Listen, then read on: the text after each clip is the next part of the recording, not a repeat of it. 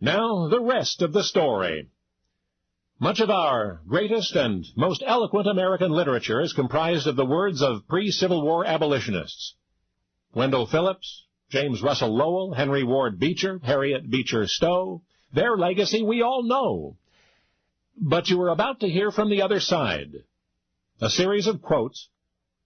One statement was made by a renowned lawyer, another by an esteemed orator, yet another by an aspiring state senator, and so on. There's even an excerpt from the inaugural address of a one-time president of the United States. Part of the significance of these public utterances, these enthusiastic endorsements of white supremacy, is the widespread bigotry they not only reflected, but inflamed. I mean, each was intentionally injected into a specific charged atmosphere during generally volatile times. And despite the facade of respectability behind which the speaker in each case stood, the rhetoric of racism was repeated again and again. Quote, "The black man is not my equal in many respects, certainly not in color, perhaps not in moral or intellectual endowment." Quote, "There is a natural disgust in the minds of nearly all white people to the idea of an indiscriminate amalgamation of the white and black races. A separation of the races is the only perfect preventative of amalgamation.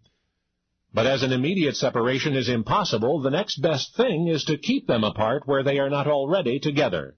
Quote, "There are white men enough to marry all the white women, and enough black men to marry all the black women, and in God's name let them be so married."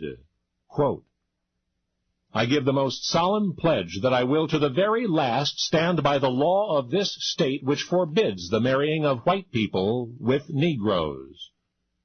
Quote, "I am in favor of the race to which I belong having the superior position."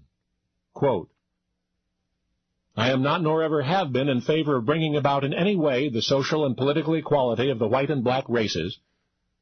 I am not nor ever have been in favor of making voters or jurors of Negroes, nor of qualifying them to hold office, nor to intermarry with white people." Quote, "I have no purpose, directly or indirectly, to interfere with the institution of slavery. I believe I have no lawful right to do so, and I have no inclination to do so." End quote. The remarks I have just recited were not the ravings of revolutionaries or self-interested slave masters. Each was written or spoken by an American statesman and or an attorney and or a citizen of some repute. And as surely as history can be distorted by historians, so any man's out-of-context utterances are less significant than the sum total of his life. It is sufficient to complete the record of that most agonizing era in our nation's history, to include without evaluation those precise quotations, all of them,